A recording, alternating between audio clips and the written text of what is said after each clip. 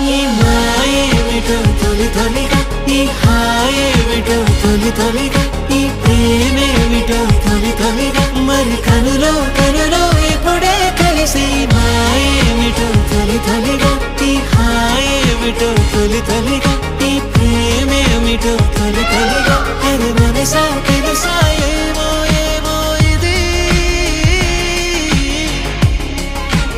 ఎంతో బాగుంది.